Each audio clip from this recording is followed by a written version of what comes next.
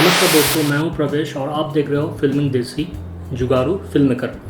दोस्तों, पिछले 2 एपिसोड्स में मैंने ज़्यादातर आपको बता दिया कि फिल्म मेकर कौन है, फिल्मिंग कैसे किया जाता है, स्टेप्स क्या क्या होता है एक फिल्म को बनाने के लिए। तो लास्ट एपिसोड में हमने बताया था कि प्री प्रोडक्शन का सबसे पहले वाला जो पार्ट होता है या पहला जो स्टेप्स होता है वो होता है एक अच्छा स्टोरी सिलेक्ट करना। तो स्टोरी तो हम लोगों ने सिलेक्ट कर लिया सॉरी। तो उसके बाद जो आएगा वो आएगा, उस स्टोरी को या उस आइडिया को फिल्म में देने के लिए, मतलब उसका फिल्म रूप हम देना चाहेंगे और वो करना होगा, और उस स्टोरी का फिल्मी रूपांतर करना ज़रूरी होगा क्योंकि हम फिल्म बना रहे हैं। और ये करने के लिए हमको जो चाहिए वो होगा स्क्रीन प्ले या स्क्रिप्ट। अब मैंने पहले भी आप लोगों को बताया था कि what is the basic difference between the screen play and script. बहुत बंदे को पता ही नहीं कि स्क्रिप्ट क्या है, स्क्रीन प्ले क्या है। एक्चुअली स्क्रिप्ट होता है स्क्रीन प्ले का एक छोटा सा पार्ट। मतलब सब स्क्रीन प्ले स्क्रिप्ट होगा लेकिन सब स्क्रिप्ट स्क्रीन प्ले नहीं होगा। थोड़ा डिटेल में आते हैं। स्क्रीन प्ले के अंदर रहेगा कि एक कैमरा का मूवमेंट रहेगा, कैमरा कैसे मूव करेगा, दोनों एक्टर के बीच जब बात होगा, कौन सा ट्रांजिशन हम यूज़ करेंगे, मतलब वो सीन कहाँ पर हो रहा है, दोपहर को हो रहा है या रात को हो रहा है, ये सारे डिटेलिंग वगैरह रहता है स्क्रीन प्ले के अंदर। सो screen play is just like a blueprint. अगर एक बेहतरीन स्क्रीन प्ले होगा, प्रॉपर वे से अगर एक स्क्रीन प्ले डेवलप कर पाओगे तो इंडस्ट्री में आपका बहुत ही खासियत है and you will get the recognition. क्योंकि मैं अनुराग जी का बात करता हूँ तो अनुराग काश्यप, वो पहले स्क्रीन प्ले लिखा करते थे, स्क्रिप्ट डेवलप कर फ्री ऑफ कॉस्ट करते थे। वो बहुत स्ट्रगल किया था पहले जब आए थे इंडस्ट्री में, ठीक है। तो that's why I like him the way he did, क्योंकि वो कोई फिल्मी बैकग्राउंड से नहीं थे, वो बाहर से आए थे मुंबई में और उसके बाद उन्होंने आपको डेवलप किया। तो मैंने इसलिए बोला कि जो फिल्म मेकर बनना चाहते हो तो स्क्रीन प्ले डेवलप करने का आदत डाल दीजिए पहले से। अगर ये प्रैक्टिस रहेगा तो बाद में आप बेहतरीन फिल्म बना पाओगे। तो इसका मतलब स्क्रीन प्ले पूरा एक ब्लूप्रिंट है। अगर सही तरीके से हम स्क्रीन प्ले को डेवलप कर सकेंगे, मान लीजिए कि एक स्क्रीन प्ले अगर प्रॉपर वे से हम डेवलप कर पाएंगे तो शायद हमको बढ़िया एक जगह मिल सकता है इंडस्ट्री में एज अ स्क्रीन राइटर, ठीक है। और स्क्रिप्ट क्या होता है? स्क्रिप्ट होता है मतलब एक एक्टर का जो डायलॉग वहाँ पर लिखा रहेगा, बस यही स्क्रिप्ट होता है। मतलब ये एक्चुअली हम रंगमंच कहते हैं ना, जहाँ पर प्ले होता है, ड्रामा होता है, वहाँ पर तो स्क्रिप्ट में एक्टर का जो किरदार निभा रहा है वो करके उसका क्या क्या वो डायलॉग बोलेगा, बस यही।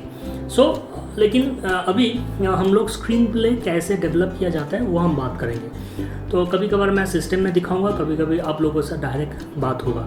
तो चलिए शुरू करते हैं। आप देख रहे हो फिल्मिंग देसी और आज का टॉपिक ज़्यादातर स्क्रीन प्ले या स्क्रीन राइटिंग के ऊपर ही होगा। ये शायद 2 एपिसोड लगेगा क्योंकि एक एपिसोड में अगर मैं डालूँगा तो शायद ये कवर नहीं होगा और ये बड़ा हो सकता है। तो चलिए विदाउट एनी वेस्टिंग टाइम हम शुरू करते हैं फिल्म देसी। आज का टॉपिक स्क्रीन राइटिंग पार्ट 1।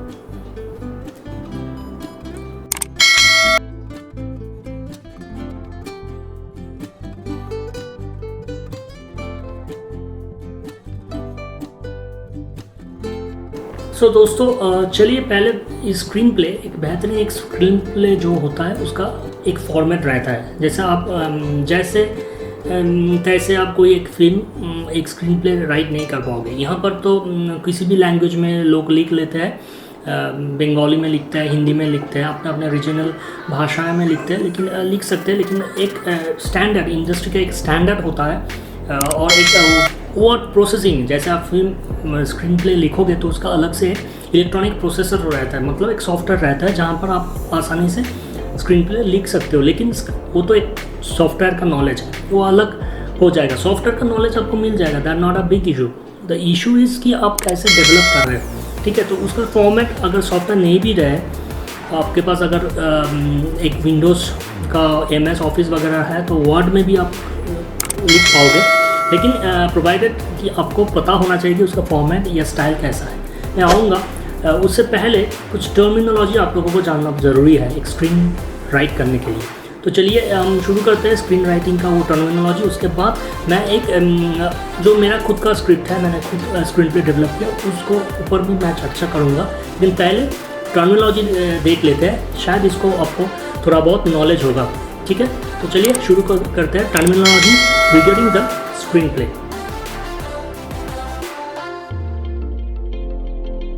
तो दोस्तों चलिए हम शुरू करते हैं कुछ टर्म्स जो बहुत ज़रूरी है एक स्क्रीन राइटिंग या स्क्रीन प्ले डेवलप करने के लिए। तो हम सिस्टम में चलते हैं, थोड़ा बहुत सिस्टम में बात करेंगे और थोड़ा बहुत आप लोगों के साथ डायरेक्ट बातचीत होगा। तो फर्स्ट जो चीज़ होता है एक स्क्रीन प्ले में, वो होता है एक्सटीरियर। वो लिख के कैपिटल में लिखा जाता है EXT ब्रैकेट में एक्सटीरियर। ये एक्चुअली दर्शाता है कि ये फिल्म जो फिल्म वो सीक्वेंस या सीन बन रहा है, मान लीजिए एक फिल्म में, तो वो कहाँ पर बन रहा है, बाहर बन रहा है कि अंदर बन रहा है, उसका एम्बियंस को दिखाने के लिए। क्योंकि हमको तो ये दिखाना पड़ेगा, हर क्रू मेंबर जो है काम कर रहा है फिल्म में, तो हमको दिखाना पड़ेगा। इसीलिए वो इंटीरियर या एक्सटीरियर, इंटीरियर भी आता है, उसमें INT लिखा जाता है। तो ऐसे लिखते हैं EXT indicates a particular scene will be shot outside, you scene heading and always everybody in capital letters with a period.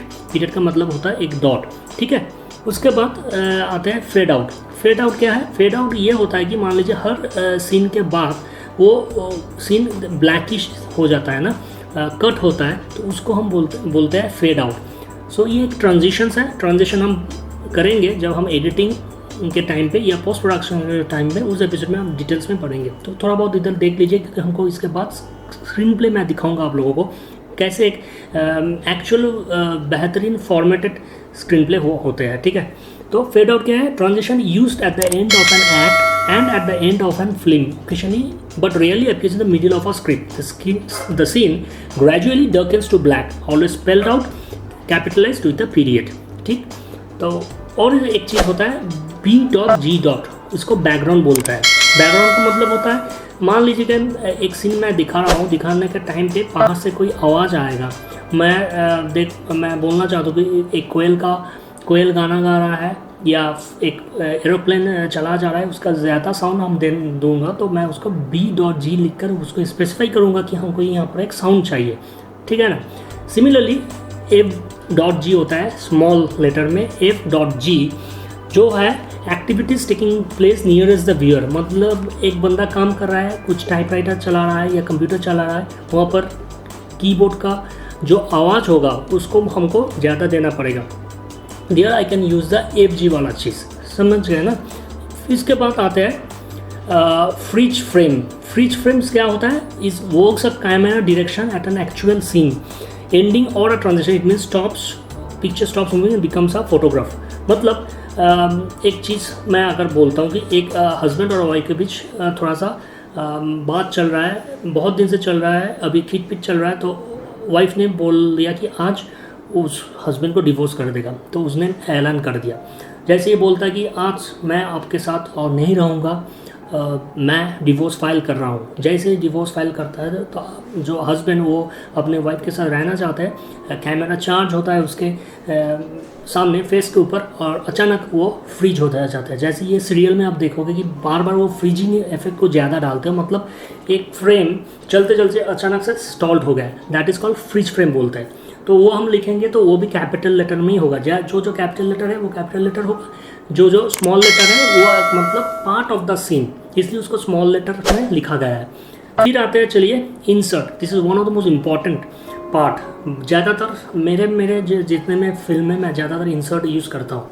ज़्यादातर ये डिफरेंट टाइप्स है। तो इंसर्ट क्या होता है? मान लीजिए कि मैंने वो वाला एग्जांपल लेता है कि एक बंदा सोया हुआ है, रात में बहुत काम किया था, सो चुका है, और सवेरे अपने ऑफिस जाना है, लेकिन समय वो लेट हो जाता है। तो जैसे ही मोबाइल फ़ोन बजता है तो वो टर्न अराउंड होता है, वो बोले अरे इतना बज गया, तुम आज ऑफिस नहीं आओगे। उसका दोस्त कहता है, तो अचानक से बोले इतना हो गया, तो मोबाइल बोले ठीक है रखो तुम, मैं देखता हूँ। कहीं जैसे ही वो फ़ोन कट देता है और वो देखना चाहता है कि कितना बजा है अपने टेबल क्लॉक के तरफ। जैसे ही वो घूमता है तो कैमरा चला जाता है, क्लोजअप शॉट्स होगा टेबल क्लॉक के ऊपर। इसका मतलब एक सीन के अंदर और एक कट मैं डाल रहा हूँ और एक थोड़ा सा क्लोजअप या इंसर्ट मार रहा हूँ उसको इम्फेसिस करने के लिए कि अभी दर्शक भी उस चीज़ को देखेगा।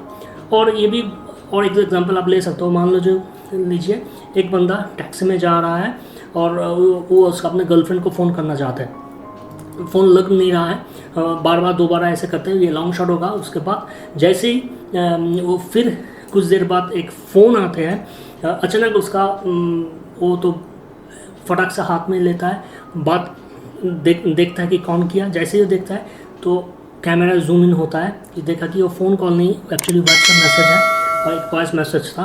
जैसे ही वॉइस मैसेज देखता है तो कैमरा उस वॉइस मैसेज को दिखाता है, तो मतलब दर्शक देखेगा उस मोबाइल फ़ोन को। तो that is nothing but the insert. उसके बाद आते हैं मैंने लॉन्ग शॉट। ये कुछ शॉट्स वगैरह है, हम जान लेंगे कि लॉन्ग शॉट्स क्या है, मीडियम शॉट्स क्या है, क्लोजअप शॉट्स क्या है। मेनली ज़्यादातर 3 प्रकार के शॉट्स होते हैं। मैं शॉट्स के बारे में डिटेल्स में करूँगा यहाँ नहीं, जब हम सिनेमाटोग्राफी पढ़ेंगे ना तब वहाँ पर शॉट्स चाहिए। तो फिलहाल अभी थोड़ा बहुत जान लीजिए लॉन्ग शॉट क्या है, मीडियम शॉट क्या है, मॉन्टेज क्या है, BCU क्या है, ये सब। लॉन्ग शॉट मतलब एक बंदा दूर खड़ा है, उसका सर से लेकर पैर तक पूरा अगर मैं फुल पिक्चर ले लेता हूँ या फुल फ्रेम ले लेता हूँ तो that is called the long shots. Long shots basically पहले कुछ सीन को इस्टेब्लिश करने के लिए लिया जाता है। मान लीजिए मैं दिखाना चाहता हूँ कि एक घर के अंदर कुछ चल रहा है, तो पहले मैं करूँगा कि उसके पूरा बिल्डिंग को दिखाऊंगा, that will be the long shot. फिर मैं दिखाऊंगा कि उसका दरवाजे दिखा रहा हूँ, तो स्लोली कैमरा ट्रैक मूवमेंट होगा, वो सामने चला जाएगा, तो इसका मतलब अंदर। फिर जो सीन आएगा वो शायद घर के अंदर दिखाऊंगा, तो this is called the long shot. फिर आता है कि मीडियम शॉट। मीडियम शॉट ज़्यादातर एक अगर मैं एक पर्सन को चूज़ कर लेता हूँ, उसके सर से लेकर वेस्ट लाइन तक, that is called a medium shot. Basically direction जो ये होता है ना, कन्वर्सेशन दोनों बंदों के बीच, दोनों एक्टर के बीच, तो वहाँ पर हम मीडियम शॉट यूज़ करते हैं। फिर आता है क्लोजअप। तो क्लोजअप बहुत तरीके का क्लोजअप होता है, बिग क्लोजअप होता है, एक्सट्रीम क्लोजअप होता है, ये सब, ठीक है ना। थोड़ा बहुत अब देख लो, चलिए मैं दिखाता हूँ एक शीट्स पे, वहाँ पर आपको पूरा पता चल जाएगा। तो ये था शॉट्स वगैरह।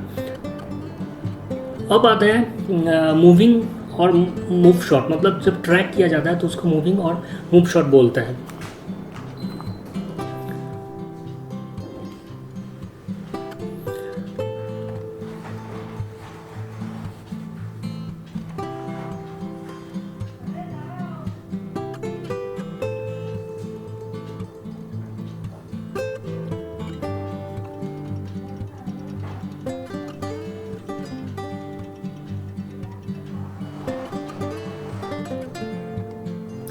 और एक बेहतरीन स्क्रिप्ट टर्मिनोलॉजी है वॉइस ओवर शॉट्स। यहाँ पर बहुत है, डिटेल्स तो इतना डिफ़िकल्ट है बोलना। तो वॉइस ओवर शॉट जो होता है, मान लीजिए कोई नॉक करता है अपने डोर पे और कैमरा, वो बंदा चलते हैं और दरवाज़ा खोलने से पहले ही बाहर से ही एक आवाज़ आ रहा है, तो that is called the voice over. मतलब वहाँ पर कोई बंदा बोलेगा नहीं, लेकिन बाहर से कोई बात करे, अजी सुनते हो, लेकिन ये अगर कोई बोलता है तो इसका मतलब बाहर से कोई बोल रहा है, वो बाहर है, वो अंदर आना चाहते हैं, बोलते हैं, उसके बाद कैमरा मूवमेंट होगा। तो पहले मेनली वॉइस को लिया जाता है, that is called voice over. Most of the documentaries में हम लोग वॉइस ओवर यूज़ करते हैं, तो ये भी रह सकता है एक स्क्रीन प्ले के अंदर। ये सब था थोड़ा बहुत जार्गन्स। मुझे लगता है मैं आप लोगों को एक फॉर्मेट वाला चीज़ दिखाऊँ स्क्रिप्ट, उससे पहले मैं फॉर्मेट के बारे में थोड़ा सा बात कर लेता हूँ, कैसे आपको लिखना पड़ेगा एक स्क्रीन पे। शॉर्ट्स को आपको मालूम पड़ गया थोड़ा बहुत, आप वो देखेंगे तो पूरा कंसेप्शन क्लियर हो जाएगा।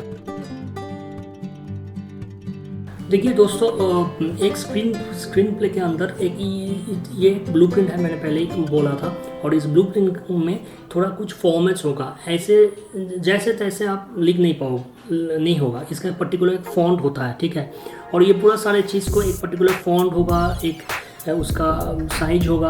ये अगर मान के चलोगे तो इंडस्ट्रियल पार्ट से आपका ये स्क्रीन प्ले इंडस्ट्रियल स्टैंडर्ड माना जाएगा। जैसे कि एक अगर स्क्रीन प्ले शुरू होता है तो पहले वहाँ पर एक स्लग लाइन रहेगा। स्लग लाइन का मतलब होता है इसे master scene heading. Master scene कौन सा है कि पहले जो मैं सीन दिखाना चाहता हूँ वो एक सीन है, मैं स्क्रीन प्ले में देखने से ही डायरेक्टर को पता चल जाएगा कि कहाँ से कहाँ तक शूट करना पड़ेगा। Is a particular way you can make the film. तो this is called slug line कहते हैं।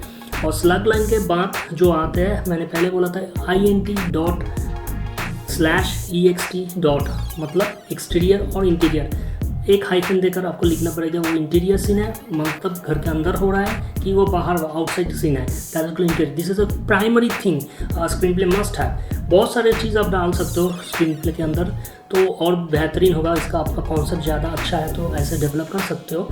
लेकिन this is a common thing that you must follow to write a screenplay. तो इंटीरियर एक्सटीरियर हो जाएगा। और मान लीजिए कि हर सीन जब शुरू होता है वो फेडिंग से शुरू होता है, मतलब कैमरा या ब्लैकिश कलर टर्न होगा सीन में, that is called fading. Fading का जो ट्रांजिशन या कट्स आप बोलोगे तो बहुत ज़्यादा चलता है फिल्मों में, तो दैट इज कॉल्ड फेडिंग होगा, स्लैग लाइन रहेगा और उसके बाद इंटीरियर एक्सटीरियर करके कहाँ होगा, एक थोड़ा सा ब्रीफ डिस्क्रिप्शन होगा क्या होने जा रहा है, तो इसको इन्फॉर्मेशन चले जाएगा। सिनेमाटोग्राफर को भी इन्फॉर्मेशन चलेगा हम क्या शूट करने जा रहे हैं थोड़ा बहुत। जैसे कि अगर अंदर का सीन होगा, टीम लाइट है, एक बंदा बैठा है कंप्यूटर में कुछ काम कर रहा है, ये एक नरेशन है वो देना पड़ेगा, ठीक है। उसके बाद नॉक होता है, मान लीजिए दरवाजा, सर मैं आऊँ बाहर से, सो इस वॉइस ओवर, देखिए वॉइस ओवर चल रहा है तो वो टर्न होता है, यहाँ पर लॉन्ग शॉट आएगा, फिर टर्न होगा। कौन यहाँ से अगर एक्टर बोलता है मैं सर आपका असिस्टेंट, बाहर से आता है फिर भी वॉइस ओवर हो रहा है, हाँ मैं आ रहा हूँ, चल के वो जाते हैं और दरवाज़ा खोलते हैं। अगर ये वाला एक सीन है तो इसको कैसे लिखा जाएगा, that is nothing but the screen play, ठीक है ना। उसके बाद ये तो हो गया ये फॉर्मेट। अब कौन सा यूज़ होगा, ज़्यादातर ये लेटर साइज़ में होता है, इसका 8.5 बाई 11 इंच होता है। This is a physical formats. A4 paper में होगा, अब डिजिटल में आप लिखते हो तो ऐसे, उसको तो प्रिंट लेना पड़ेगा। तो और एक चीज़ होता है, ये ज़्यादातर जो फॉन्ट होता है वो कुरियर में लिखा जाता है और इसका पॉइंट होता है 12 पॉइंट कुरियर अगर लेकर चलते हो 10 pitch courier type face font, जैसे टाइप राइटर में वैसे। ये थोड़ा बहुत बेसिक चीज़ें हैं, आपको जानना पड़ेगा, ठीक। आप लोगों को अगर पूरा स्क्रीन प्ले के ऊपर जानना है तो आप डायरेक्ट फ़ोन कर सकते हो। एक वीडियो में इतना डिटेल्स देना इज़ वेरी डिफ़िकल्ट। दोस्तों मुझे लगता है कि आज मैं थोड़ा बहुत ये इन्फॉर्मेशन आप ले लो। इसका डिटेल्स, एक स्क्रीन प्ले कैसे होता है, उसका एक टिपिकल स्क्रीन प्ले जो मैंने लिखा है, मेरा खुद का स्क्रीन प्ले है, मैं आपको दिखाऊंगा तो नॉलेज क्लियर हो जाएगा। आज शॉर्ट्स में बताया और स्क्रीन प्ले का कुछ इंटरेक्टिव्स कर दिया। इसके साथ साथ मैं आज का ये शो या ये एपिसोड क्लोज करता हूँ। नेक्स्ट पार्ट में मैं स्क्रीन प्ले के डिटेलिंग में जाऊंगा कि कैसे कैसे लिखा जाता है। वो छोटा होगा तो बेहतरीन, आज ही मैं अगर डालूंगा तो दिक्कत हो सकता है, ठीक है ना। तो मैं नेक्स्ट वीक में हमारा जो या नेक्स्ट एपिसोड में हमारा जो प्रोग्राम रहेगा, मतलब जो लेसन्स होगा वो ज़्यादातर होगा screen play, typical screen play जो मैंने लिखा है उसके मैं उसके ऊपर बातचीत करूँगा। आप ये थोड़ा सा रिविजन दे दीजिए, थोड़ा सा देख लीजिए। अगर इंटरनेट से आप कुछ मटेरियल मिलता है तो आप ले सकते हो, कोई दिक्कत नहीं, कॉन्सेप्शंस क्लियर होना चाहिए, ठीक है। तो चलिए नमस्कार। नेक्स्ट वीक में हम आते हैं screen play, typical analysis of screen play, ठीक। नमस्कार। और जो बंदे हमारे साथ जुड़ना चाहते हैं प्लीज़ सब्सक्राइब कर लीजिए, क्योंकि यहाँ पर फ्री में फिल्म मेकिंग का ज्ञान मिलेगा।